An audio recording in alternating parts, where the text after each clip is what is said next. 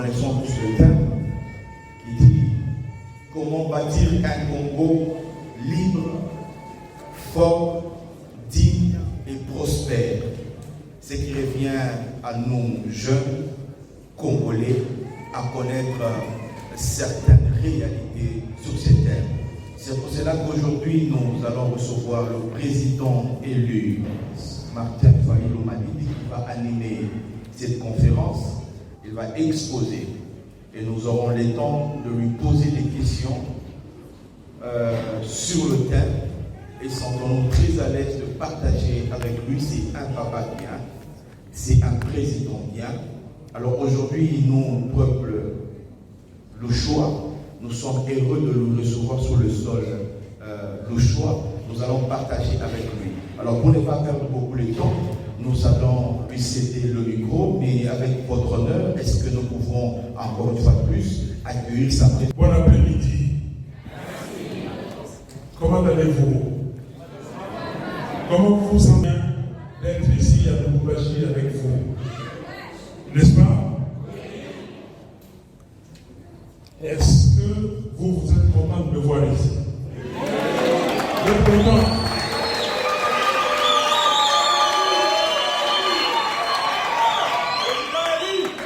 Chers amis, chers jeunes Congolaises, jeunes Congolais, la vie vous appartient. Le présent du Congo, c'est vous. L'avenir, c'est vous aussi. C'est une chance inouïe d'avoir une jeunesse. C'est une chance inouïe d'avoir une main-d'œuvre, d'avoir l'intelligentsia dans un pays. Vous savez que l'âge médian au Congo est de 19 ans. Cela veut dire qu'il y a 50% des Congolais qui ont moins de 19 ans et il y a 50% des Congolais qui ont plus de 19 ans. Mais 60% des Congolais, 65 ou même 70% des Congolais sont jeunes, comme vous. Qu'est-ce que cela veut dire? Cela veut dire que nous avons des ressources humaines, des ressources intellectuelles pour construire ces pays. La façon dont le pays se comporte aujourd'hui, quand vous prenez tous les classements du monde, classement, prenons le plus simple, au niveau des produits intérieurs bruts.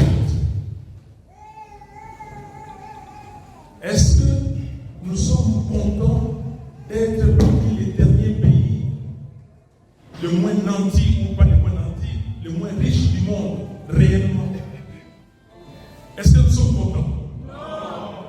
Quand on vous décrit les Congo, qu'est-ce qu'on dit? Je vais faire ma description.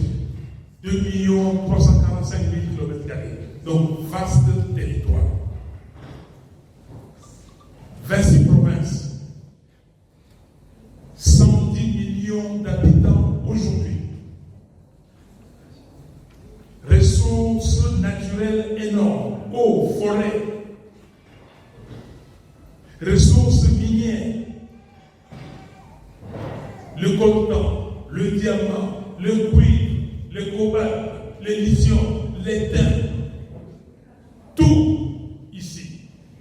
Et certains de ces produits, nous sommes premiers pays producteurs du monde. Le cobalt, nous avons plus de 60% des réserves de cobalt du monde.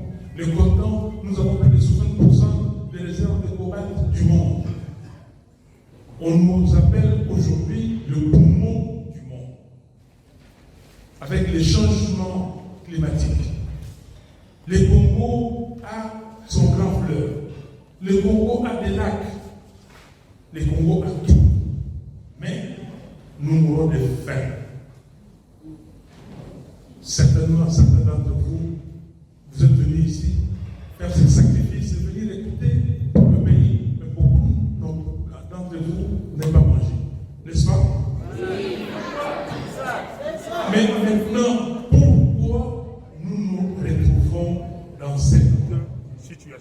Pourquoi on ne mange pas à notre faim? Pourquoi il y a des gens qui deviennent millionnaires, milliardaires au Congo, mais les Congolais souffrent? Eux-mêmes ne bénéficient pas des ressources naturelles que Dieu a dotées leur pays. Pourquoi? C'est pour cela que je dis, la question qui est posée, comment bâtir une nation et comment faire que cette nation-là, le Congo, soit un pays libre, un pays fort, un pays digne et un pays prospère. Vous allez tout à l'heure intervenir, certainement, vous allez donner vos avis. Moi, je pense ceci. Nous, au niveau des décidés et au niveau de l'avocat, nous avons obtenu un congrès, le deuxième congrès ordinaire du parti à Kisangani, du 11 au 14 juillet dernier, sous le thème Congo Ekolo Mongo. Qu'est-ce qu'on dirait en Swahili? Congo Inchi Moya. Boalou Bitunga. Ok. Je connais, hein? Et yo. Pas ça qui dit là. Qu'est-ce que nous devons faire pour résoudre le problème du monde? Pour qu'on ne soit plus la risée du monde. Tout est contenu ici. On vous a distribué un petit dépliant qui résume ces livres, ces petits bouquins, le manifeste des Kisangani. Le manifeste des Kisangani, c'est le résultat d'un travail minutieux. C'est d'abord la vision des décidés. Vous allez lire. La vision des décidés a donné naissance au projet de société des décidés qui s'appelle Investir dans les citoyens pour développer la République démocratique du Congo. Avec les missions que les décidés s'est données, les valeurs de l'ECD, les valeurs que l'ECD défend, vous les avez là-bas, 13 valeurs. Vous allez lire, en commençant par l'amour, le travail, la justice, la liberté, et ainsi de suite. La diversité, parce que nous avons des femmes ici, des hommes, nous avons des personnes vivant avec un handicap. L'intégrité.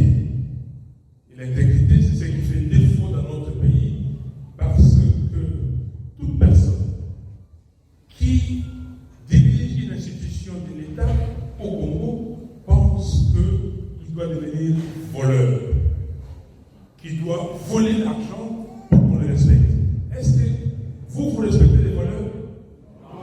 Quelqu'un qui est riche parce qu'il a volé la République, vous le respectez? Parce qu'il est la cause de vos malheurs. Il est la cause du sous-développement du pays. L'argent de l'État, c'est pour réaliser le projet de l'État. Ce n'est pas pour voler. Ce n'est pas pour aller dans les poches de quelqu'un. Donc, les valeurs, les décidés, ces valeurs sont importantes. Un homme, une femme qui n'a pas de valeurs n'est rien. C'est comme un papier. Même s'il est millionnaire, même s'il est milliardaire. Malheureusement, pour certains, ces gens-là viennent vous acheter. Les jeunes. On va vous donner un t-shirt. On va vous donner 10 $, 10 000 francs, 2 000 francs. Vous allez voter. Donc, c'est très important, quand vous rentrez chez vous, s'il vous plaît, jeunes gens, faites un effort de comprendre ces valeurs. Dans un autre document, on pourra vous le faire parvenir. Chaque valeur est définie. Mais aujourd'hui, c'est très simple. Même si vous googlez, vous dites amour. Vous allez à l'église. L'amour, c'est les 4e commandements du chrétien.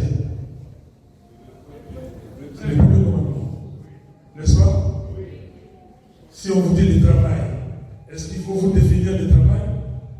Même la Bible dit, tu mangeras ton pain à la sueur de ton front. Donc il faut travailler. Si vous ne travaillez pas, comment gagner la vie? Donc avec ces valeurs, le projet de société et aussi les multiples discussions que nous avons eues avec les Congolaises et les Congolais de partout. Qu'est-ce que vous pensez de votre pays? Qu'est-ce que vous pensez dans ces domaines? Et voilà, nous avons mis en place ces manifestes. Ces manifestes est réparti en 4 parties. Pour répondre à la question posée, il faut résoudre ces problèmes, ces 18 défis. Le premier, c'est lesquels? La première partie, c'est ce que nous appelons les prérequis. Quels sont les prérequis? Les prérequis, c'est-à-dire, nous sommes dans un numéro ici. Avant, quand on a élaboré le plan, ça c'est un plan. Mais dans le plan, on a commencé par quoi? On a commencé par quoi? La fondation. La fondation, combien de murs? 4 murs.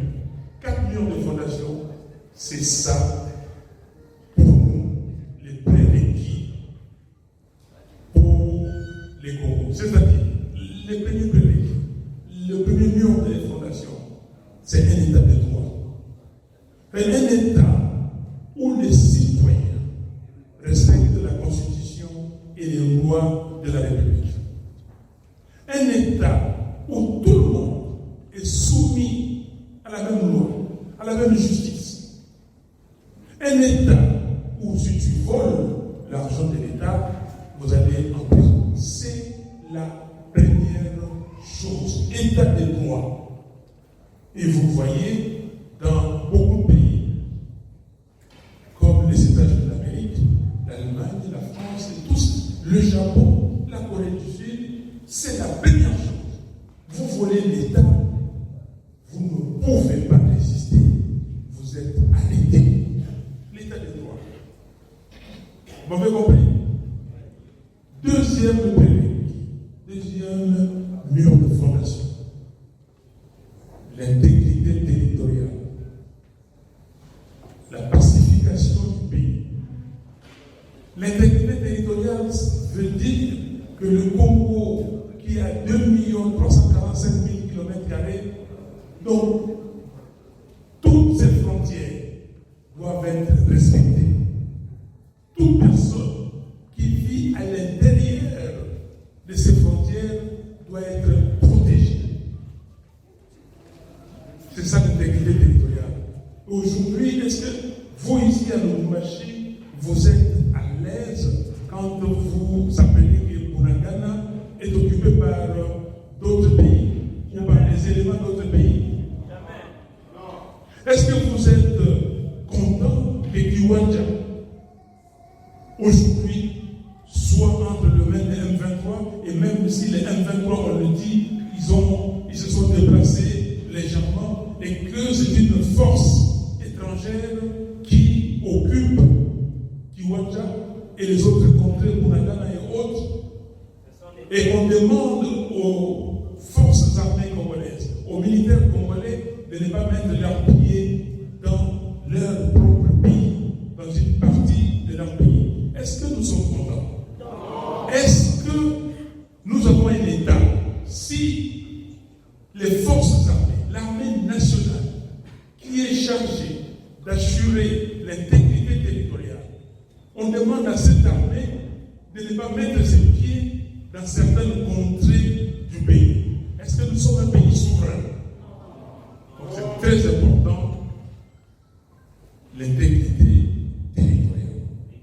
Si vous lisez l'article 63 de la Constitution, de notre Constitution, il est dit que c'est un droit et un devoir sacré pour tout Congolais, toute Congolaise, de défendre l'intégrité territoriale.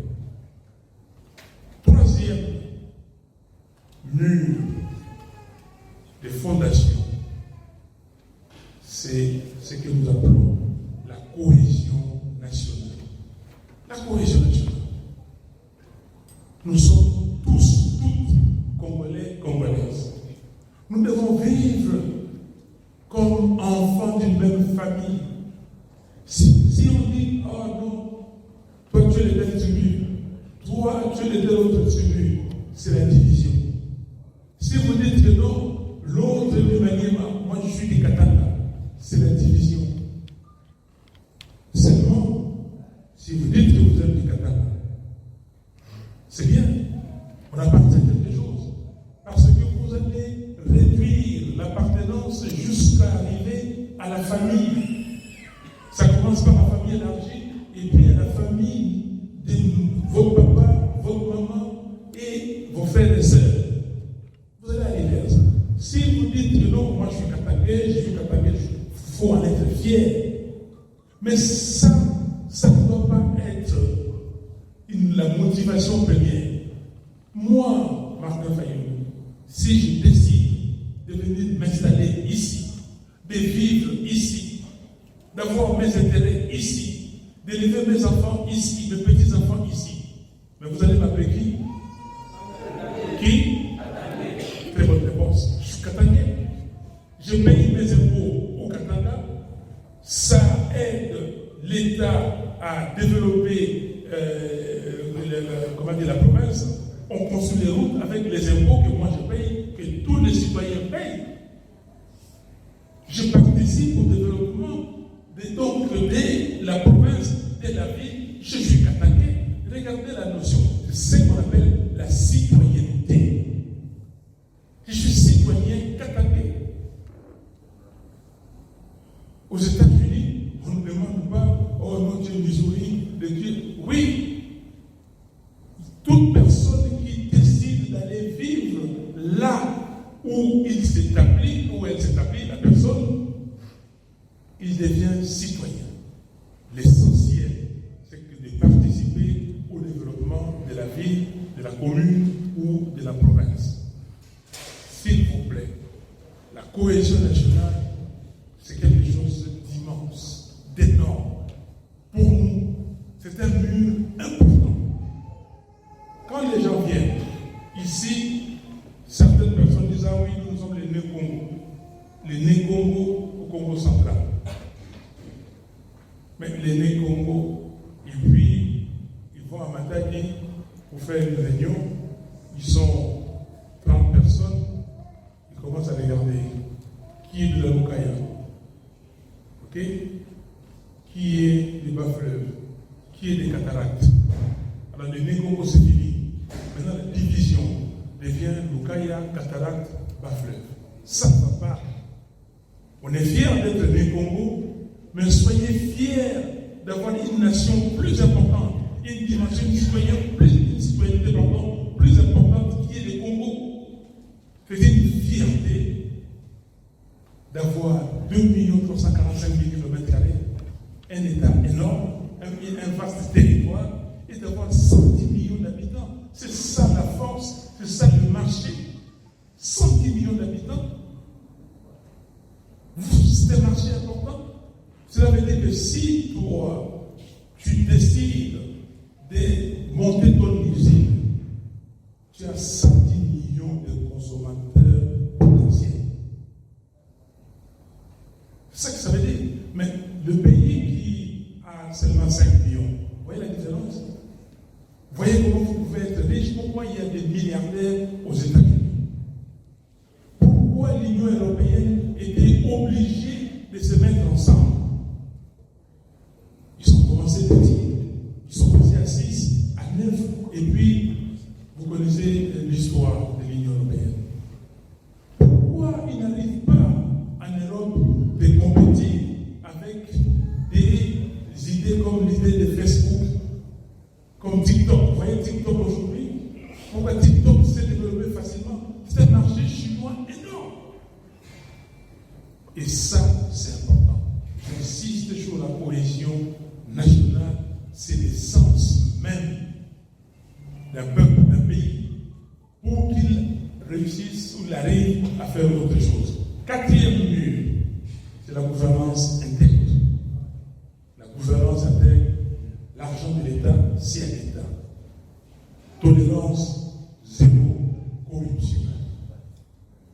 voler, monsieur, madame, votre place, c'est où? C'est où? 10 sur 10. L'autre a dit Kassapa. Hein? Je connais, c'est pour ça que j'ai compris. La prison.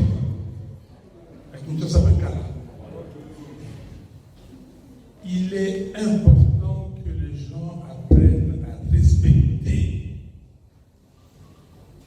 les trésors publics, à respecter l'argent de l'État. Vous devez gérer l'argent, comme on dit, comme un bon père de famille. L'argent que vous voyez là, ce n'est pas votre argent. Vous voyez des millions, des milliards passer, ce n'est pas vous. Vous, on doit vous payer un salaire. Ceux qui travaillent dans des grandes sociétés, mais celui qui travaille dans des sociétés comme Samsung, Hyundai, qui ont des revenus de 50 milliards par an, 50 milliards, est-ce que le président ou le directeur financier de ces sociétés-là, ces directeurs financiers peuvent voir que cet argent c'est à eux? Non. Comment ici, quelqu'un qui devient ministre, il pense qu'il doit devenir plus riche que tout le monde? Quelqu'un qui devient président de la République, lui, sa femme, ses enfants, sa famille, il croit que les ressources du pays sont des ressources. Ça doit cesser. Ça doit faire quoi? Cesser. Vous devez vous jeûner, parce qu'on est en train d'hypothéquer votre avenir. On est en train d'hypothéquer vos vies. Est-ce que vous savez qu'à l'époque, ici, quelqu'un qui travaillait à la Gécamine, c'était un grand monsieur, une grande dame, sa famille, ses enfants avaient une vie normale, pas normale, plus que normale. Aujourd'hui, il y a des retraités de la Gécamine qui attendent encore de recevoir l'air d'habilité de son pays, n'est-ce pas? Aujourd'hui, il y en a qui sont morts et tout ça. La Gécamine, ce n'est plus la Gécamine. Pourquoi? C'est à cause de nous, Congolais. Mais les sociétés équivalentes,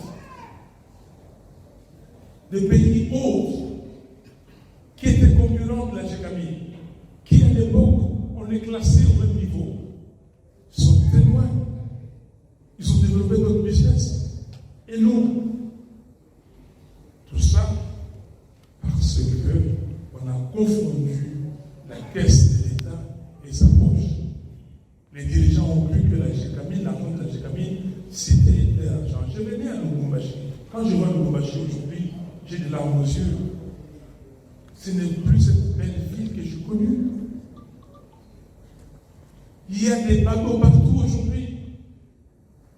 Vous faites un pas, les gens débattent l'argent. La pauvreté dans cette ville de la Gécamine, Lubumbashi. Je travaillais pour une société ExxonMobil et on était sponsor de beaucoup de courses des Grands Prix Formule 1. Chaque Grand Prix de Formule 1, Mobil envoyait les gens de la Gécamine parce que c'était une des grandes sociétés qui comptait dans le monde. Les portefeuilles du pays, pour la Gécamine, de la société, quand on regardait les comptes de Gécamine, c'était énorme et ça permettait à cette compagnie de sponsoriser, de prendre les gens de la Gécamine, de les envoyer pour voir, comment dire, la Formule 1. Ça permettait à cette société de prendre certains Congolais ici, de les envoyer dans les grands prix d'athlétisme. Aujourd'hui, quelqu'un qui travaille à la Gécamine, je ne sais pas, ils ne savent rien. Donc c'est très important. Voilà les 4 prérequis de notre manifeste de Kisangani, les 4 prérequis pour mettre des bases et commencer le développement du Congo. Alors, on commence par quoi? Deuxième catégorie sont les priorités. Je vais être didactique. Je vais parler 1 des prérequis. 2, je dois prérequis ou préalable, utiliser le terme que vous voulez. 2, maintenant les priorités. Si on vous demandait d'établir un plan, quel serait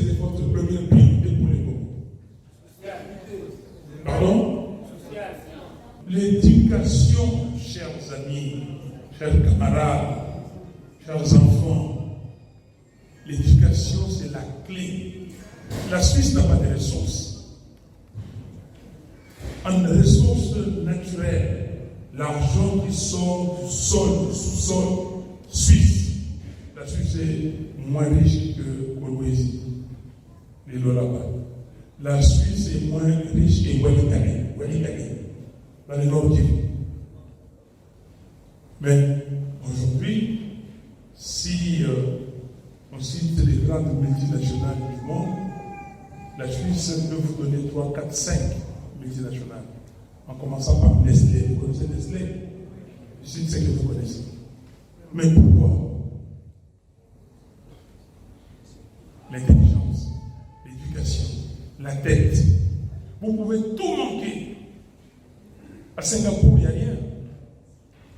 Singapour, il n'y a rien. Mais Singapour, c'est parmi les pays développés aujourd'hui. Vous pouvez avoir des ressources naturelles comme vous voulez. Mais si vous n'avez pas des enfants du pays, hommes et femmes, pour les développer, pour les rendre maintenant en richesse palpable, pour créer ce qu'on appelle en économie de la valeur ajoutée, ça ne servira à rien. Vous voyez les cobaltes qu'on sort des Kolwezi, des là-bas, mais les prix de base c'est combien? Mais quand vous allez arriver aux batteries qu'on utilise dans les voitures électriques, vous voyez la différence de prix? Quand vous regardez les coltans qu'on sort de nos terres, le prix de base, à combien on vend? Mais quand ça atterrit dans les appareils téléphoniques que nous avons, vous voyez les prix, vous voyez la différence. Et nous ne pouvons pas développer ça, donc on ne peut pas donner de la valeur ajoutée. Et c'est ça, c'est l'éducation qui rend ça. C'est l'éducation qui libère l'homme, qui libère la femme. C'est l'éducation qui fait que vous ne pouvez pas commettre n'importe quoi. C'est l'éducation qui fait que si un dirigeant vole, vous lui dites, monsieur, vous avez volé. Parce que vous avez été éduqué, vous avez été développé mentalement, moralement, intellectuellement. Donc l'éducation, c'est la première priorité. La deuxième priorité, vie sociale. Voilà. Il dit que la deuxième priorité est vie sociale. Mais je le comprends. Parce que la deuxième priorité, c'est l'agriculture. L'agriculture, parce qu'il faut donner à manger au peuple. Regardez ici les vastes terres que nous avons. Depuis l'aéroport hier, on me dit Fayoulou, ici nous avons un problème. La farine a augmenté, le maïs a augmenté. Il y a des gens qui citent 65 000, 80 000. Est-ce que c'est normal? Avec des vastes étendues que nous avons, les terres que nous avons, est-ce que c'est normal qu'on ne puisse pas, dans ces pays du Congo, cultiver pour donner à manger aux Congolais et aux Congolais? Quand vous voyez l'Ukraine, comment, tout le monde, moi compris, je ne voyais pas la taille de l'Ukraine ou l'importance de l'Ukraine dans l'agriculture. Mais quand on a eu cette guerre, tout le monde dit, ah non, on aura le problème de blé, on aura le problème de maïs, on aura le problème des engrais. J'ai regardé, je suis parti faire des recherches, j'ai vu que l'Ukraine avait 3 fois moins de terres arables que la RDC. Qu'est-ce qui se passe? Qu'est-ce qui se passe? L'agriculture. Troisième priorité. Qui veut oser? L'eau potable. Donc, la santé, l'eau potable, l'électricité, ces 3 choses-là, c'est ce qu'on appelle les biens sociaux de base. L'homme doit avoir de l'eau propre, l'eau potable. L'homme a besoin de routes. L'homme a besoin de l'électricité. L'homme a besoin de se faire soigner, les hôpitaux. Donc c'est clé. Si nous sommes en bonne santé, nous avons de l'eau, nous avons de l'électricité. Et l'électricité est le moteur de beaucoup de choses. L'eau est le moteur de beaucoup de choses. Je passe. 4e priorité. Pardon? Maternité. Infrastructure. Voilà, vous avez juste. Les infrastructures. Pour aller à Colombésie ici, si je quitte ici, Lubumbashi, pour aller à Ilebo, pour aller à Kananga, j'ai fait le voyage le plus long de ma vie jusqu'aujourd'hui. Je l'ai fait en 1986 ici. J'ai pris le train ici pour aller à Kananga et à Ilebo. Et j'ai pris le train. Aujourd'hui, je ne sais pas si ce train-là marche encore. Mais aujourd'hui, maintenant, on dit que ça fait des jours et des jours. Déjà, à l'époque, mais depuis ce temps, 86 jusqu'aujourd'hui, ça fait combien d'années? Mais depuis combien de temps on n'a pas réussi à développer la ligne? On n'a pas réussi à construire des routes. Pour se déplacer ici, pour aller à Kinshasa, l'avion, qui coûte cher, qui est erratique. On vous dit, voilà l'avion Congo Airways, c'est tel jour, à telle heure, vous arrivez là-bas, vous passez toute la journée, on dit que non, l'avion a été réquisitionné, revenez demain. Mais vous allez en Éthiopie. L'Éthiopie, c'est à peu près le même nombre d'habitants que nous, ils sont un peu plus élevés que nous. Mais regardez l'Éthiopie, Ethiopian Airways, les lignes, les routes. Je suis parti, j'ai circulé en Éthiopie, j'ai travaillé là-bas pendant 2 ans. Je pouvais prendre la voiture et faire 500 km. Si vous voulez quitter Addis Abeba, aller à Mekele, l'avion est là. Vous avez peut-être 2-3 voyages par jour. Lubumbashi, Kinshasa, on devait avoir au moins 5 vols par jour. Qu'est-ce qui se passe? Donc, les infrastructures, pas simplement les routes, mais infrastructures aéroportuaires, infrastructures ferroviaires, infrastructures lacustres, nous avons les fleuves ici. Le fleuve, on a chanté le fleuve Congo, et balayé à Congo. Ils ont pas côté de l'Inzela. Donc, quand vous prenez, et c'était le développement, l'ONATRA, c'était la première compagnie qui a développé ce pays. L'ONATRA. Parce que après l'ONATRA, SNCC, bon, la compagnie a changé tellement de nom. Et c'était la fierté de ces pays. Donc, nous sommes obligés d'investir sur les voies de communication, sur les infrastructures dans notre pays. Autre priorité, l'entrepreneuriat. Qui ici veut demain devenir son propre patron ou sa propre patronne? Qui? Voilà. Vous êtes nombreux. Mais quelles sont les chances, les opportunités que le pays vous offre pour que demain vous soyez vos propres patrons, que vous ayez vos entreprises, que vous contribuez au développement du Congo, que vous amenez de la valeur ajoutée? Si je vous dis, allez, donnez-moi le plus grand entrepreneur, 10, ok, de sociétés congolaises ici au Qatar. Vous serez un jour de me citer des sociétés, des compagnies, des Congolais ou des Congolaises. Est-ce qu'il y en a? Comment dans un pays, si vous allez, si j'avais posé la question à un Nigérien, il allait me dire Ali Dangote, Dakata, et ainsi, il va me citer 10, non même 20, mais qui ne sont pas des millionnaires, des milliardaires. Quand il y a eu la Covid, on a demandé aux gens d'aider le pays. Moi, j'ai regardé ici, tous nous avons fait des appels, aider. Mais combien de gens, même l'Église catholique a fait l'appel, combien de Congolais ont aidé? Ils ont donné combien? Mais au Nigeria, 20 milliardaires sont sortis, ils ont donné chacun boum, boum, boum. Vous voyez la puissance du pays. Mais vous, les gens prennent l'argent ici, ça va à l'étranger. Ça va construire à l'étranger, pas dans notre pays. Donc, 5e priorité, l'entrepreneuriat, c'est très important. Ayez cette idée-là. Moi, j'ai vu des jeunes qui m'ont dit que non, moi je vais faire ceci, je construis, je m'engage, étudiez, spécialisez-vous, osez, mais il faut qu'il y ait des structures pour aider les startups, une banque d'affaires, une banque pour aider les nouveaux qui commencent, une banque d'agriculture pour aider ceux qui vont dans l'agriculture, dans ce secteur-là. Je reviendrai. 6e. Voilà, merci. L'écologie, on nous appelle poumon du monde, un des poumons du monde. Nous, les Congos, le bassin du Congo. Mais l'écologie, c'est vaste. Regardez comment vous abîmez le Lubumbashi.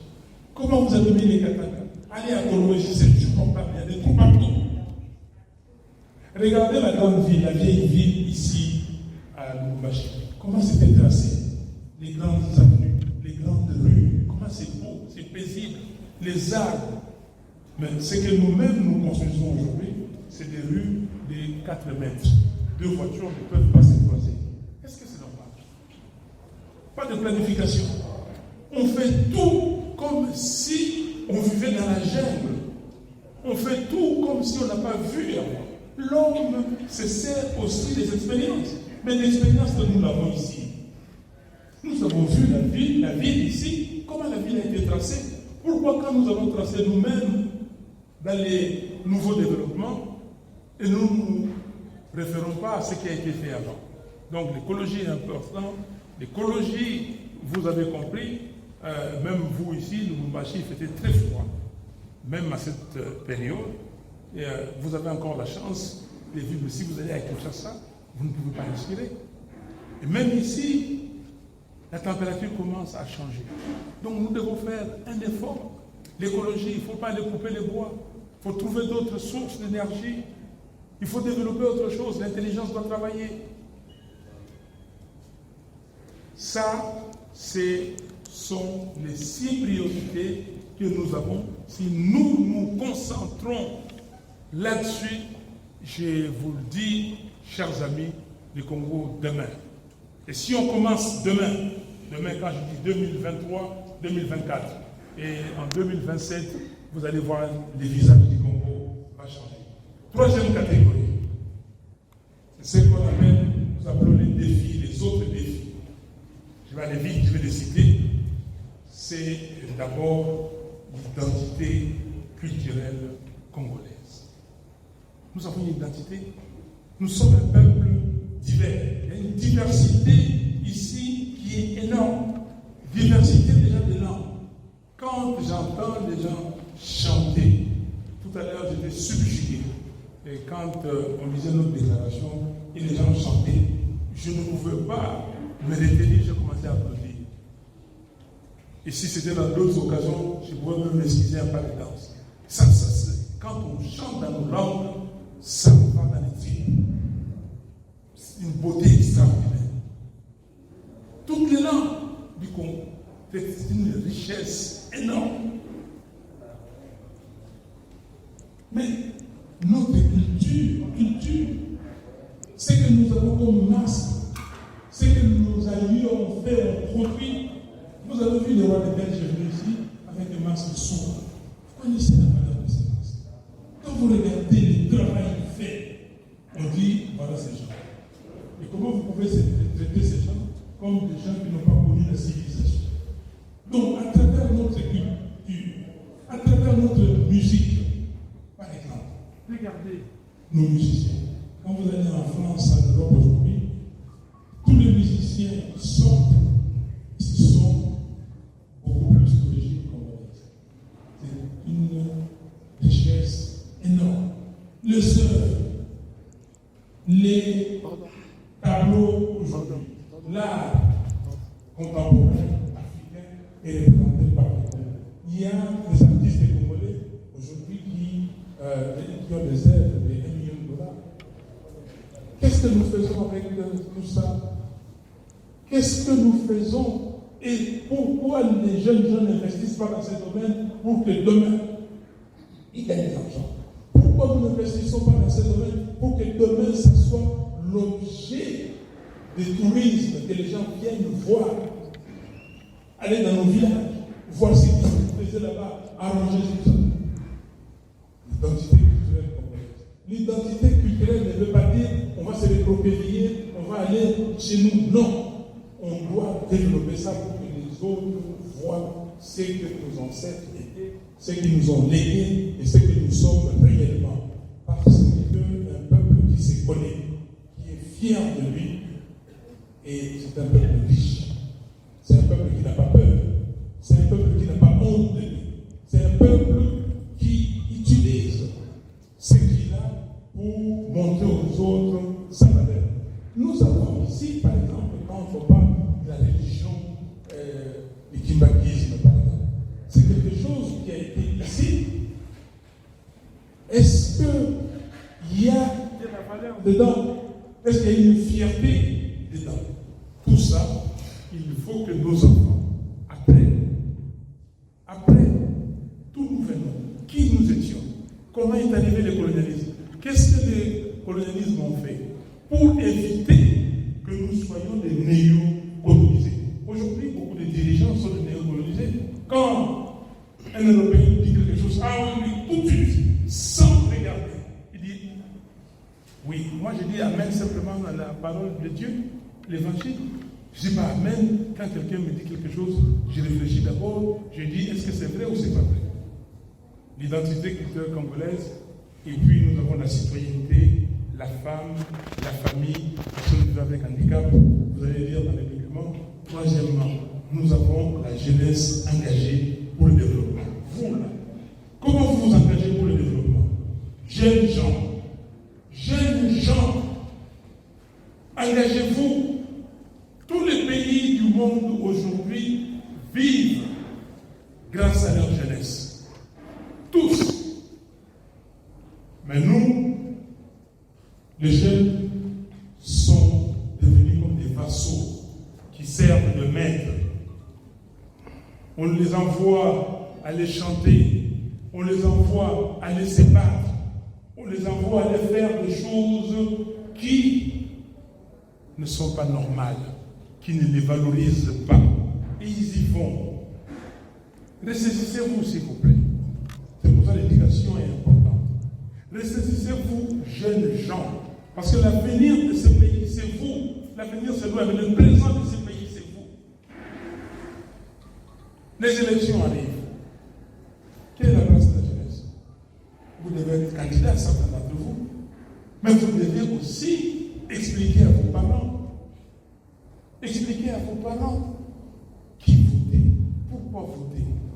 Mais nos parents savaient à l'époque, quand il y a eu des élections, les gens venaient avec des programmes. Aujourd'hui, les gens vont vous dire, non, écoutez, votez-moi parce que je vais vous faire un forage ici. Mais ce n'est pas son problème. Le forage n'est pas le travail des députés. Honorable Kassé qui est le député des sièges au Parlement.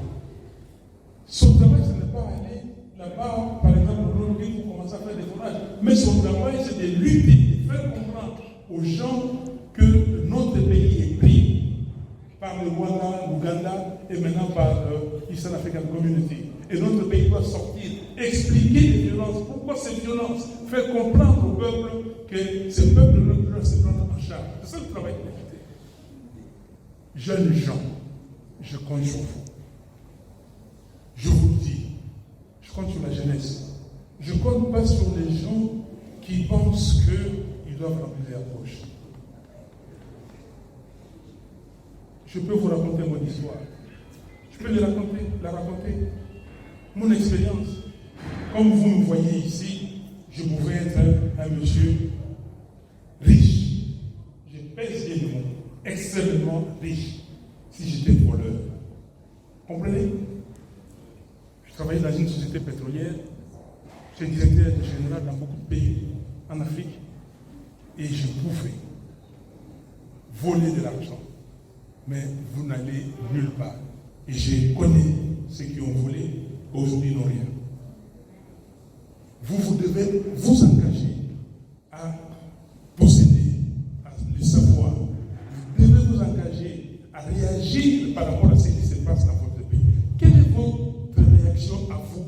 rapport à l'opération d'enrôlement. On a enrôlé les gens. On a mis en place ici des centres d'inscription et d'enrôlement. Mais vous avez bien compris qu'au Katanga, on a envoyé moins de kits. N'est-ce pas? Regardez le nombre de kits. Ce n'est pas le sujet aujourd'hui, mais je peux vous donner le nombre de kits qu'on a envoyés dans chaque province du Katanga, dans les 4 provinces. Moins de kits, pourquoi? On veut diminuer les nombres d'enrôlés.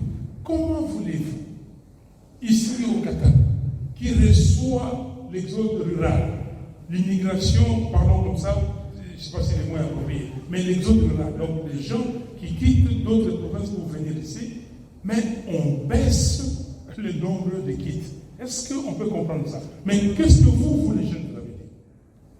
En France, aujourd'hui, on veut passer l'âge de la retraite à 64 ans. On avait 65 ans, la pression, on a baissé à 64 ans. Mais les gens marchent. Les gens marchent. Si vous ne réagissez pas, si vous ne faites rien, on va dire, bon, ben voilà, ils ne voient rien, on va continuer à les maltraiter. Pourquoi ils font ça? Parce que demain, ils veulent de nouveau tricher. Comment la jeunesse doit faire pour arrêter la tricherie? Parce que arrêter la tricherie, c'est votre problème. Pourquoi c'est votre problème? Parce que vous voulez demain des dirigeants qui soient légitimes, que vous avez élus sur base d'un programme, comme je suis en train de vous proposer ici. Le manifeste, c'est l'avant-projet de notre programme. Les 18 défis, là, la première catégorie des prérequis, les priorités, et maintenant je suis dans les autres défis, ça va être développé point par point avec des actions précises pour développer ces pays. Que fait la jeunesse? Vous êtes devenu la jeunesse en divagation, la jeunesse qui ne sait absolument où aller. Quelle est votre pression? Qu'est-ce que vous dites? Comment vous ne pouvez pas, étudiants, vous réunir et aller dire au gouverneur ce que vous faites, ce n'est pas bon? Allez voir le gouverneur, demandez-lui un rendez-vous pour discuter. Allez voir le maire, allez voir les députés, organisez des réunions avec les députés. Les députés, est-ce que vous voyez les députés? Est-ce que vous discutez avec vos députés? Non. Les étudiants à l'époque, des Liminous ici, c'était des messieurs, des dames, qui contribuent au développement du pays, qui les valorisent. Voilà, c'est très important, la jeunesse. Autre défi, c'est l'élite congolaise. Jeunesse, vous avez l'élite. Que fait l'élite congolaise? L'élite congolaise se cantonne simplement dans des zones de confort. Il sait que, bon, voilà, moi, dans les gouvernements, je m'organise pour avoir mes 2, 3, 4 ou 5 000 $ par mois, par mes comptes, je ne sais pas, mais je ne parle pas. Il n'y a aucun pays qui s'est développé sans son élite. L'élite voit clair, voit plus loin et pousse les gouvernants à changer de comportement, pousse les gouvernements à arrêter de voler, pousse les gouvernements à développer des politiques adéquates pour le pays. L'élite congolaise a totalement démissionné. L'élite religieuse, la même chose.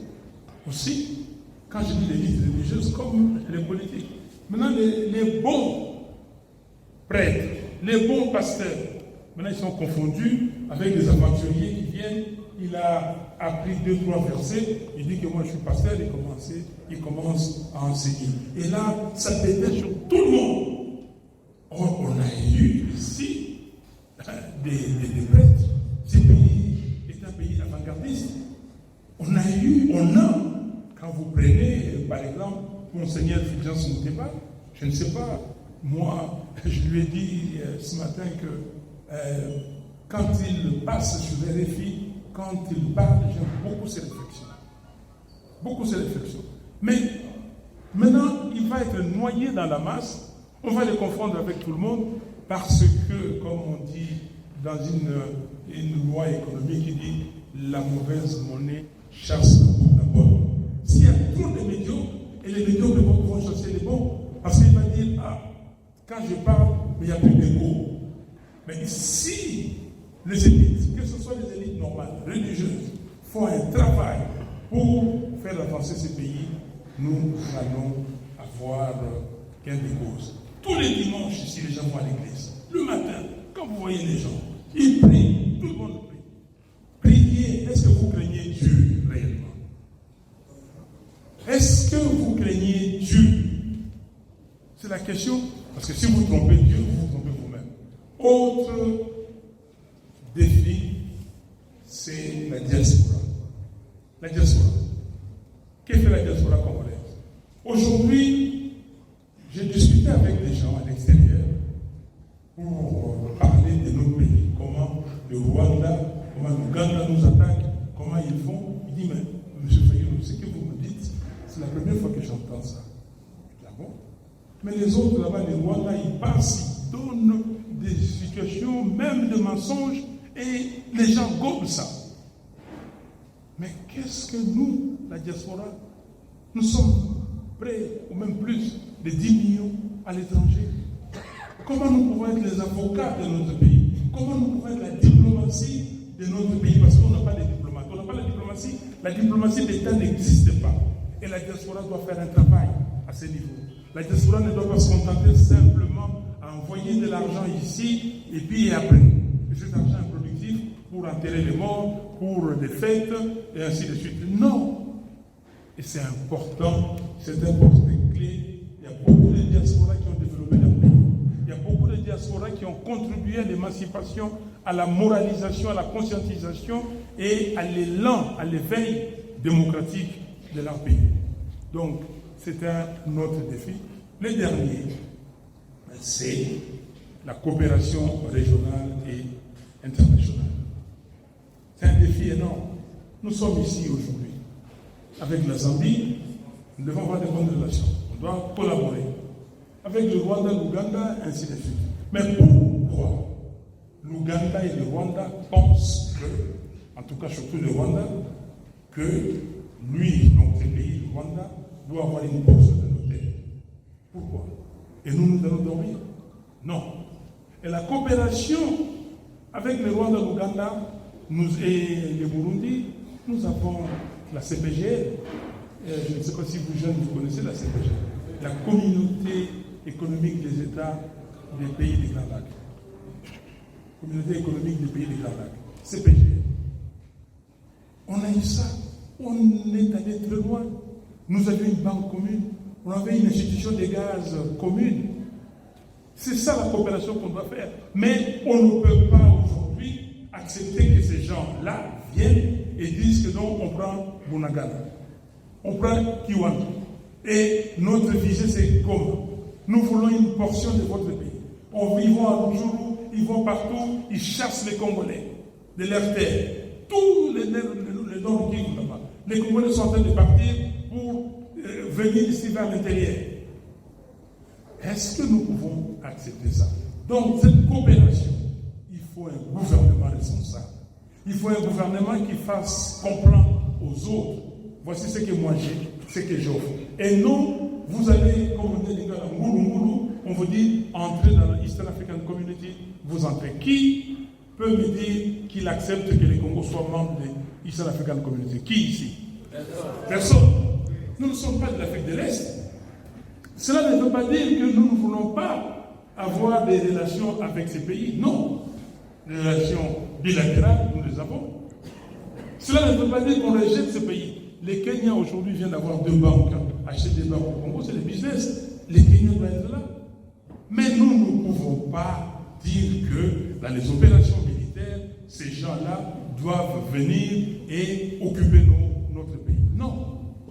Mais, et qu'est-ce que vous faites de la communauté de l'Afrique centrale? Qu'est-ce que vous faites de SADC, parce que nous sommes membres de SADC?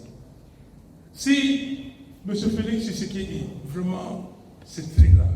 Quand quelqu'un vient devant tout le monde, il dit que non, ne vous battez pas pour une petite portion de terre. Qu'avec l'East African Community, on va construire, on va avoir un grand pays. Mais est-ce qu'il savait ce qu'il disait? Vous allez avoir un grand pays, donc le pays, le Congo, le Rwanda, le Burundi, et tout ça, vous, parce que vous êtes grand, vous allez diriger ces pays. Ou vous allez avoir un grand pays, où M. Kagame va vous diriger, comme il les dirige aujourd'hui. C'est ça. Nous voulons une coopération responsable et avec des gens responsables. Et pour cela, il faut des dirigeants légitimes, des dirigeants capables qui savent ce qu'ils veulent. Et quand ils parlent, je vais parler à un Américain, je vais lui dire comme ça, en face, que monsieur, madame, ce que vous faites là, ce que vous dites là, ce n'est pas ça. Ce n'est pas ça. Mais voilà ce que mon peuple veut. Ce que le peuple congolais veut. Est-ce que vous pouvez nous aider? Est-ce que nous pouvons collaborer? Comment voulez-vous que ce pays qui a toutes ces ressources va sous-traiter, ou en tout cas le pays étranger, pour avoir les ressources du Congo, ces pays-là vont sous-traiter avec les pays comme le Rwanda et l'Ouganda? Comment? Parce que nous n'avons pas de gens. Et si on nous dit qu'on n'a pas de dirigeants, c'est que nous tous, nous ne sommes pas valables, nous ne sommes pas capables. Est-ce que vous acceptez? Moi, je ne peux pas accepter qu'on me dise que je ne suis pas capable. Voilà. Et dernière catégorie, c'est ce que nous appelons les réformes majeures. Il faut faire des réformes majeures. Première réforme, au niveau de la Constitution, regardez ce qu'il y a à voir, par exemple la nationalité congolaise. Est-ce que nous allons garder cette nationalité une et comment? Une exclusive. L'article 10 de la Constitution. La nationalité congolaise est une exclusive, elle ne peut être détenue concurremment avec aucune autre. Nous avons fait des tours, on a discuté avec les Congolaises, et la tendance majoritaire, c'est d'ouvrir la nationalité. Écoutez-moi bien. D'ouvrir la nationalité peut être détenue avec une autre, sauf celle des pays limitrophes. Comprenez? Vous ne pouvez pas être congolais, à la fois être zambien. Vous ne pouvez pas être congolais et à la fois être soudanais du Sud. Vous ne pouvez être congolais et à la fois être angolais, congolais de Brazzaville, ou rwandais, ou burundais, ou ougandais. Est-ce qu'on se comprend? Pourquoi? En faisant des tours, et c'est surtout pour le Rwanda, le Burundi, l'Ouganda que le problème s'est posé. Nous disons, dans un premier temps, et notre peuple a trouvé que, en tout cas les gens avec qui nous avons discuté, c'était responsable d'ouvrir cette nationalité dans ce sens-là. On pourra avoir des discussions. Et puis, autre réforme, que l'élection du président de la République doit devenir en 2 tours. 2 tours, premier tour, on fait ce qu'on fait, deuxième tour, les gens se regroupent et et ce sera beaucoup plus facile que d'avoir la situation que M. Kabila nous a imposée ici, d'avoir un seul tour. Autre réforme, c'est au niveau de la fiscalité, au niveau de l'élargissement de l'espace budgétaire. Nous allons travailler pour élargir l'espace budgétaire afin de donner l'argent, le moyen à l'État pour faire tout ce que nous avons. Pour l'intégrité territoriale, il faut une armée. Et l'armée doit être formée, l'armée doit être équipée, l'armée doit avoir des moyens. Donc il faut élargir la cible. Voilà, jeunes gens, mes frères et sœurs, ça, demain, je prends les commandes du pays. C'est ça qu'on va appliquer. Et je vous donnerai le détail. Il y a des gens qui disent que, nous parlons et nous disons rien de ce que nous allons faire. Est-ce que ça c'est rien? Non. Est-ce que ça c'est rien? Non. Vous avez compris? Oui. Ok. Est-ce que j'ai...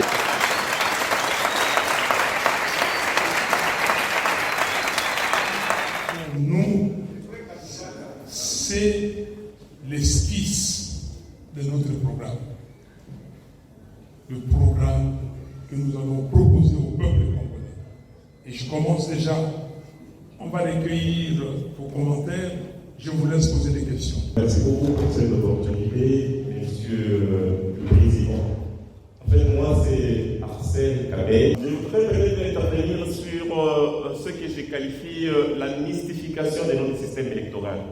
Monsieur le Président, vous venez de balayer ici, je crois qu'en passant, sur les élections que vous aimeriez que ce soit en 2 tours. Donc on doit quitter le système à 1 tour vers le système à 2 tours. D'abord que nous suivons il y a quelques temps sur le média, locaux et étrangers, vous êtes en train de décrier l'institutionnalisation. En fait, ce qui anime vous les animateurs de notre institution, c'est mais ne voyez-vous pas que vous nous amenez vers une tour de Babel, si vous permettez cette expression, parce que c'est les animateurs qui posent problème, ou soit c'est les systèmes en question.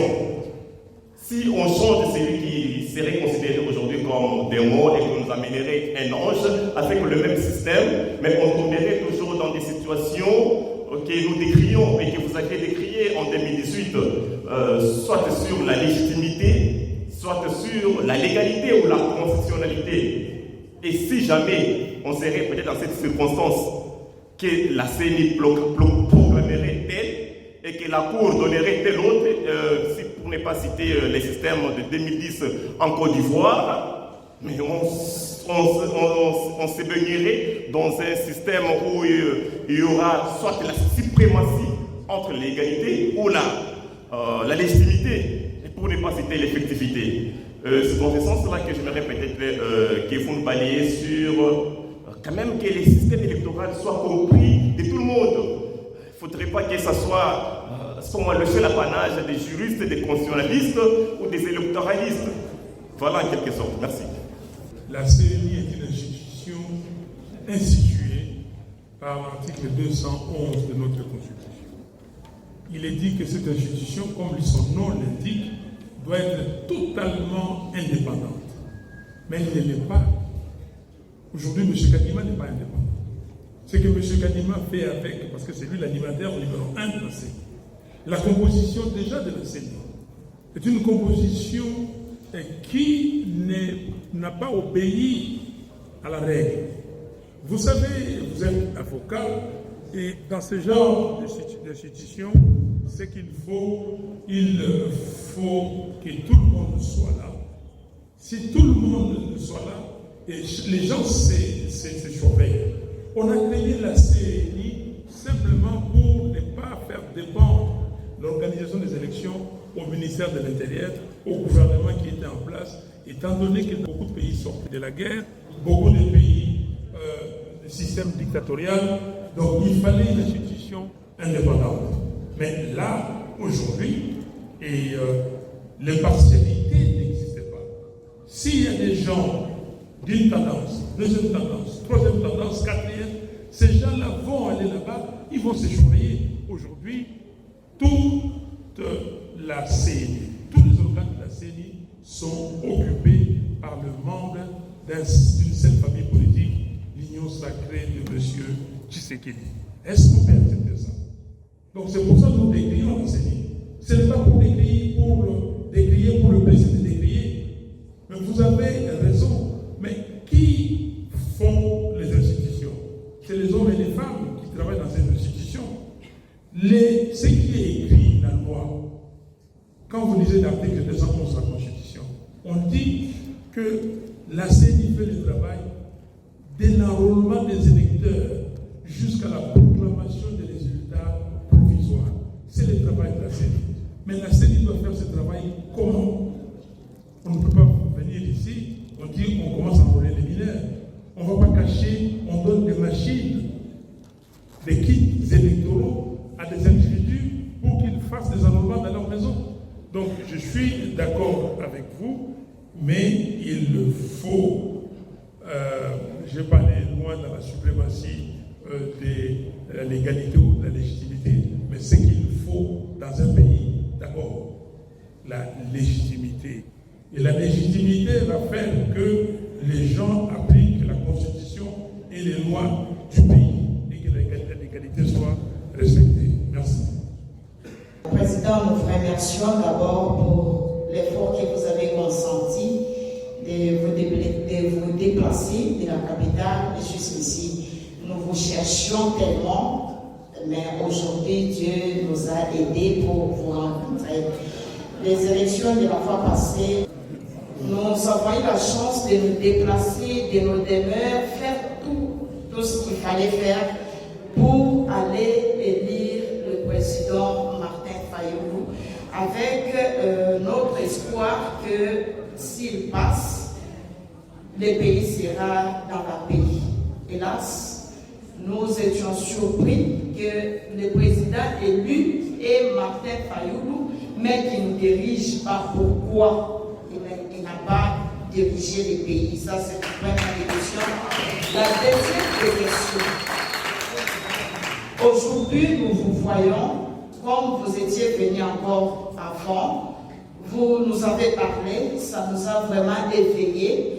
Qu'est-ce qui prouve que si nous allons encore gaspiller notre temps pour vous voter, vous n'avez pas encore dirigé? Qu'est-ce qui prouve vraiment que si nous allons encore voter,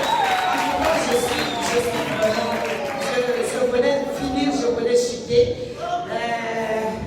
Personnellement, je dis bien personnellement, ça m'a découragé de gaspiller encore mon temps pour aller voter les hommes. Pourquoi je dis ça?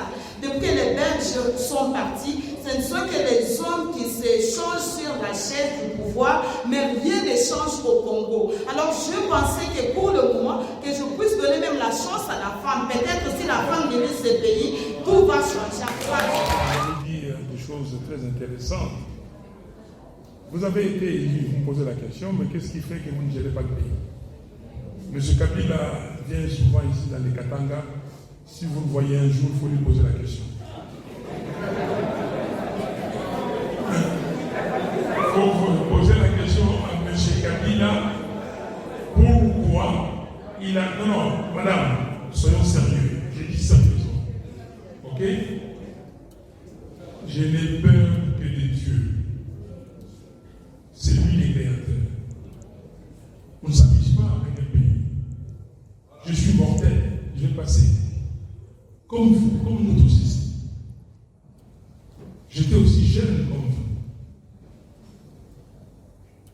Mais aujourd'hui, je suis en train de passer au troisième âge. M. Kabila, c'est lui qui a demandé à M.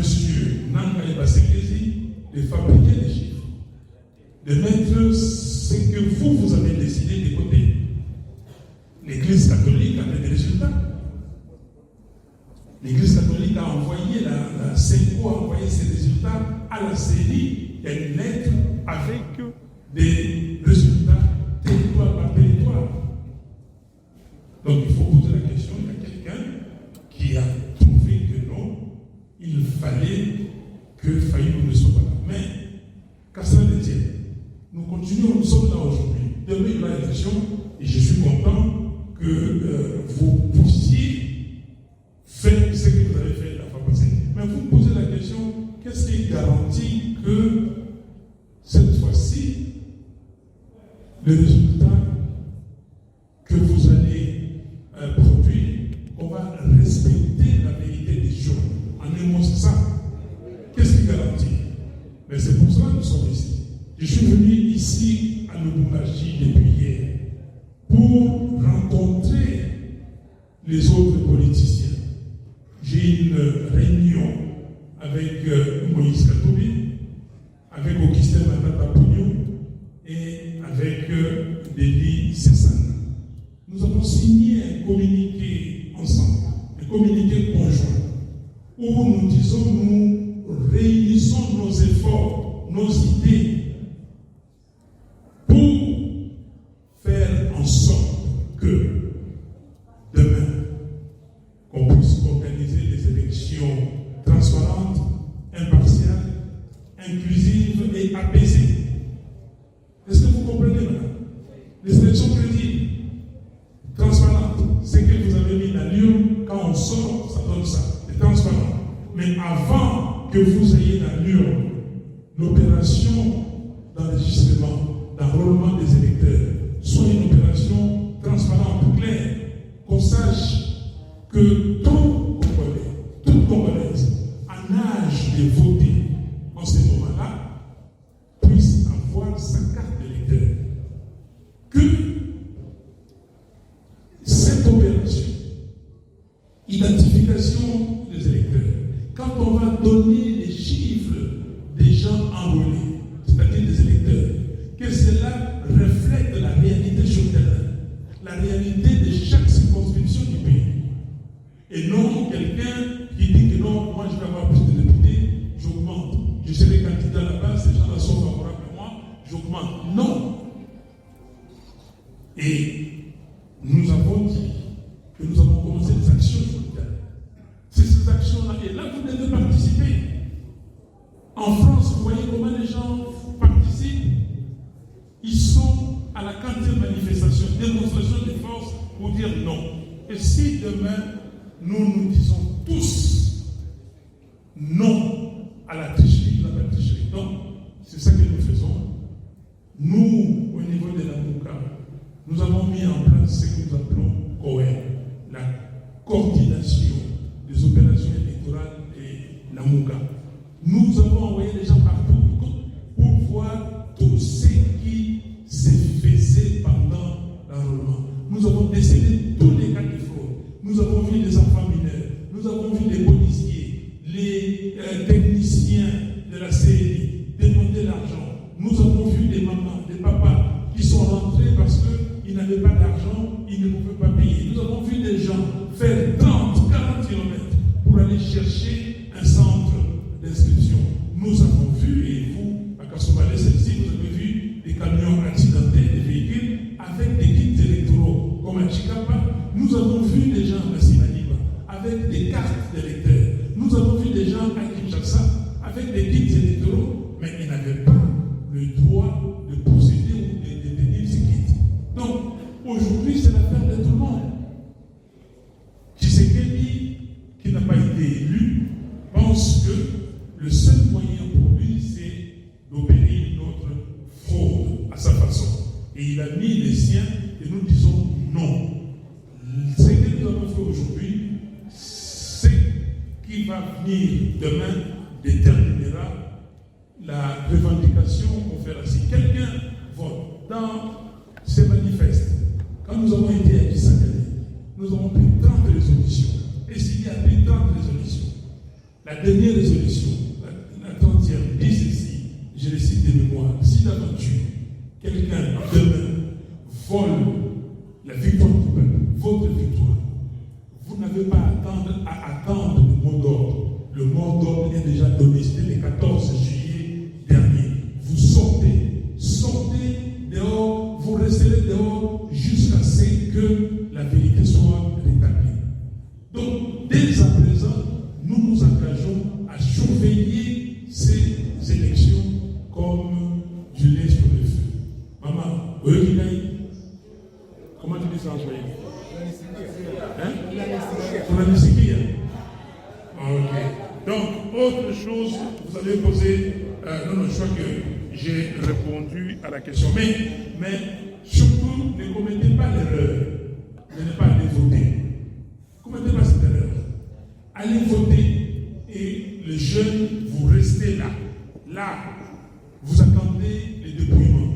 Vous regardez les dépouillements et vous demandez qu'on affiche les résultats, qu'on annonce les résultats. Qui a eu combien, le premier, deuxième, ainsi de suite. Et puis, notez. Vous devez vous-même surveiller. La surveillance citoyenne, on va gagner. Ne vous en faites pas. Merci. Merci pour la parole, Président. Est-ce qu'on peut avoir une petite discussion par rapport à ce qui s'est passé de l'autre côté?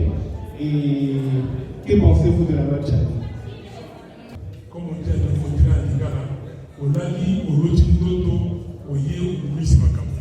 Ou bien quelqu'un vous commande quelque chose et vous venez, vous commencez à prendre tous les pays en otage et les gens commencent à discuter des choses.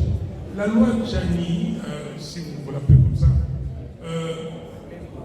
si les Congolais veulent discuter de ce qui est écrit, de dire, voilà, pour être candidat président de la République ou pour occuper certaines fonctions importantes au niveau des institutions de la République, il faut tel critère. Les Congolais peuvent discuter de ça, libre aux Congolais, mais ça ne va pas se discuter comme on veut le faire maintenant. On ne Là, nous sommes au mois d'avril.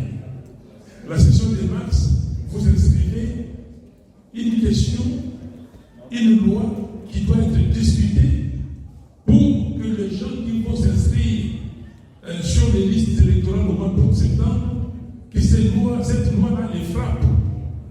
Est-ce que c'est sérieux? Vous avez déjà vu ça dans un pays? Dans tout pays au monde, dans des pays sérieux, normaux, une telle proposition, ça doit déjà passer partout. Ça doit venir d'ici. Vous, les Congolais et Congolais de Lubumbashi, qu'est-ce que vous dites? Vous avez un mot à dire. Ceux qui sont à Omésie, ceux qui sont à Likasi, ceux qui sont là-bas au Tanganyika, ils doivent dire quelque chose. Ça s'appelle en anglais le focus group. On va prendre un groupe, on discute, et puis une loi comme ça. La discussion d'une loi de ce type-là, ce n'est pas 1 an, ce n'est pas 2 ans, ce n'est pas 3 ans. C'est une loi qui doit. Ça concerne tous les Congolais. Ça ne concerne pas 1 ou 2 individus. Donc si la loi est faite pour chasser ou empêcher quelqu'un d'être candidat, mais la loi doit être personnelle. Il y a des raisons, on doit avoir des raisons valables pour dire que, voilà, nous mettons ces conditions avec des motivations, dans les feuilles de travail, dans les documents, dans les crayons, et tout ça, on doit avoir ces documents, dans les focus groups, dans les groupes de discussion. On doit discuter et avoir, et quand on arrive au Parlement, si on doit arriver au Parlement, mais une telle loi, cher, je ne vais pas donner votre nom, Freddy, cher Freddy, pensez-vous qu'une telle loi, c'est cette assemblée qui doit discuter, qui doit en débattre? Une assemblée qui, vous ne savez pas qui la majorité vient d'où. Qu'on a changé la majorité en cours d'exercice. Une assemblée qui a violé son propre règlement intérieur. Cette assemblée n'est pas qualifiée. Et même si elle était qualifiée, une telle loi, ne pensez-vous pas que ça va aller au référendum? Si jamais. Donc, alors, je vous donne des explications pour ne pas dire non, Fayoulou veut bloquer la discussion et tout ça. Mais ça ne se passe pas comme ça. Il ne faut pas viser un peuple. Donc, je suis totalement contre des propositions qui visent, ou même des projets de loi qui visent les individus directement. Il faut laisser la chance à tout le monde. Alors, maintenant, le peuple qui va voter, si le peuple pense que tel ou tel autre individu ne remplit pas des critères, mais ce peuple doit sanctionner, n'est-ce pas? En attendant que les choses, qu'on ait des institutions correctes et que les gens soient, juges en âme et conscience. Aujourd'hui, ce que M. Tshisekedi est en train de faire, c'est du gangstérisme. Merci. Alors, il y avait une sous-question. Nous sommes venus ici à 4. Nous avons signé une déclaration commune pour faire de tout notre mieux et le peuple congolais pour pousser à ce qui est organisation des élections. Et j'ai dit, il faut prendre des cadres transparentes, impartiales, inclusives et apaisées. Apaisées, ça veut dire, après les élections, il n'y a pas de guerre. Merci. J'ai une question et je vous parle en tant que jeune. Monsieur le Président, vous avez parlé de la jeunesse engagée, Monsieur le Président. Nous, jeunes, quand on nous a donné le temps de vous engager, nous sommes engagés. Et pour vous, nous avons subi tout. Nous avons subi des gaz lacrymogènes. Nous avons été tabassés par la police. Et nous avons tiré tout ça, Monsieur le Président, pour nous exprimer et montrer notre choix qui était vous, M. Martin Fayoulou. Et nous sommes exprimés. Et tant que vous, homme politique, qu'est-ce que vous avez déjà prévu avec la classe politique congolaise pour garantir la sécurité de cette jeunesse, ou bien pour garantir une campagne électorale apaisée avec que cette jeunesse qui est maltraitée par la même police qui est encore aujourd'hui ne puisse pas subir le même sort qu'en 2018. Nous faisons, si vous venez à Kinshasa et nous envoyons partout, c'est pour cela il faut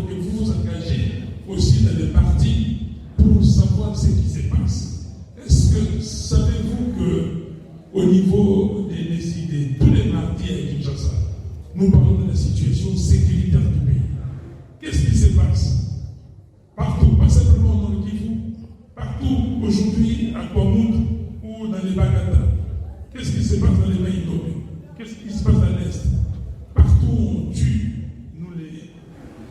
nous relevons et nous informons la population. Ce que nous devons faire, et on le dit, il faut être vigilant, il faut qu'on s'engage.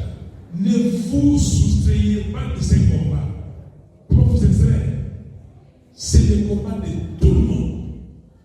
Et nous sommes là comme leaders au devant pour vous conduire et arriver tous à voir ces élections crédibles. Ce que nous faisons, c'est ça.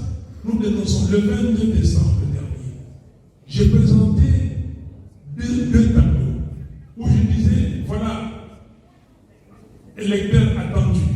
La CENI nous a présenté un tableau. J'ai dit surestimation, sous-estimation.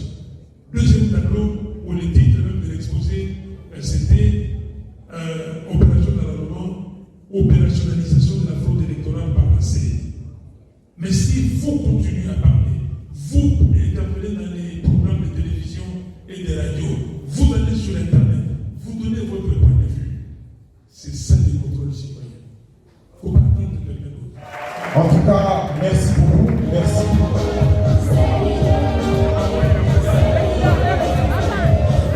Merci. Merci. Nous allons peut-être laisser le président sortir.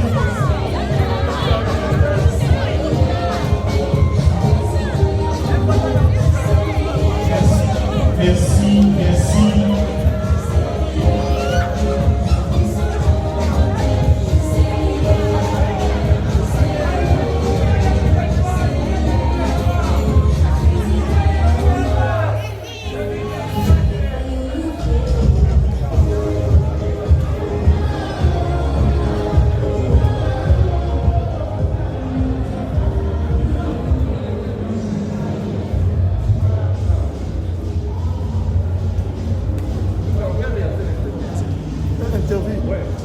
Juste quelques mots, la presse locale. La presse locale? Oui.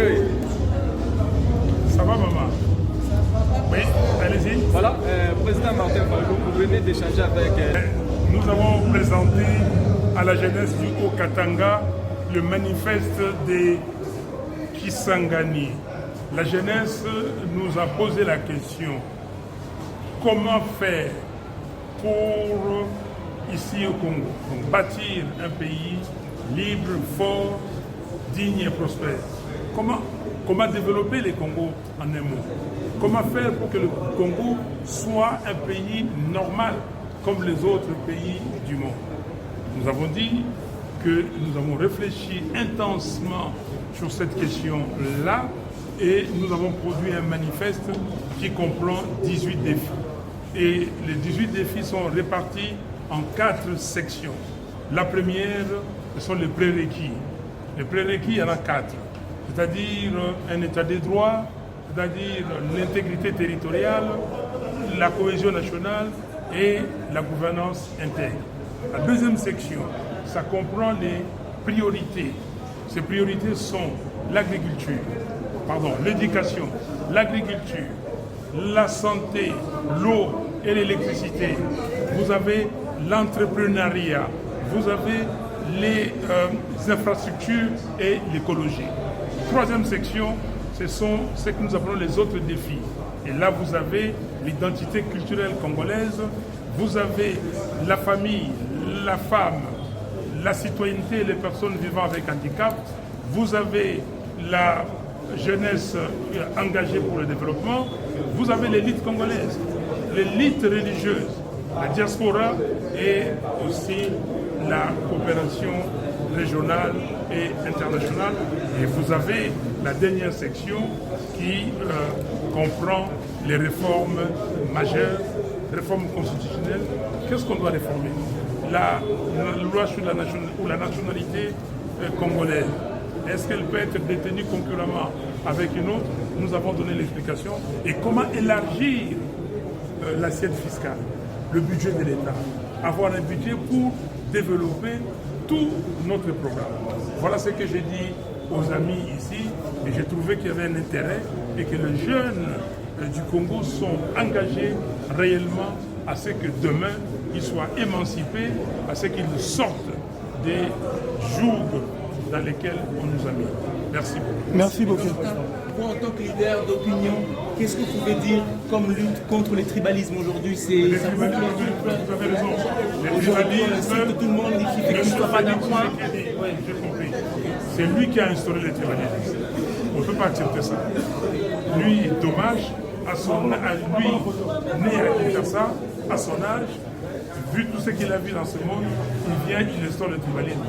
Nous n'accepterons jamais le tribalisme au Congo. C'est pour cela que le manifeste est développé sous le thème Congo, Écolo, Moko. Un Congo, indivisible, qui ne doit en aucun cas être balkanisé. Merci beaucoup, M. Martin.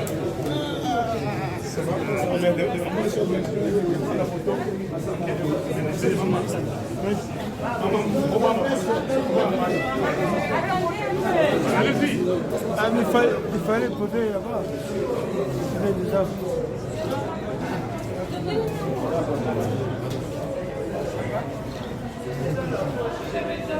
Faut-il lui faire pour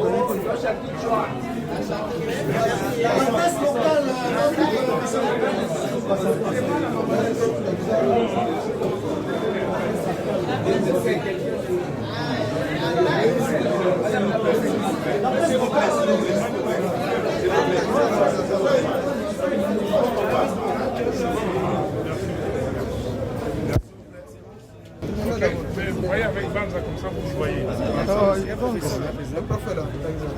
Oh, professeur, c'est bien. Je ne vais pas vous retenir davantage, vous êtes fatigué. Je voudrais juste dire ceci. Je l'ai déjà dit à M. Lambert. Le manifeste de la CEDE. Un très beau texte. Ça a été démontré en 1984, était à Matane. Ça a été démontré un très beau texte. Ça n'a rien donné parce qu'on n'a pas commencé à former les citoyens, forger. On a parlé de 5 chantiers à un moment donné. Ça n'a rien donné. Pour moi, il n'y a pas de chantier l'homme congolais. Alors, si vous ne travaillez pas à reformer l'homme congolais, Professeur honorable, vous savez les titres des programmes de 2018. Les titres, c'est les titres de notre projet de société. Investir dans les citoyens pour développer la capacité. Chevènement des titres, nous devons former les ingénieurs, nous devons former tous, nous devons apprendre à former les citoyens. regardez ce que font les particuliers des Américains. Ils forment les citoyens dans le temps.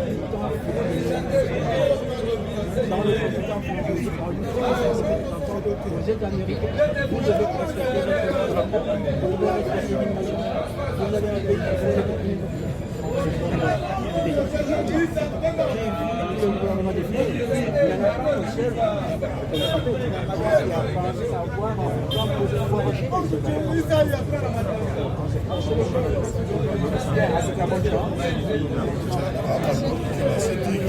Il a mis.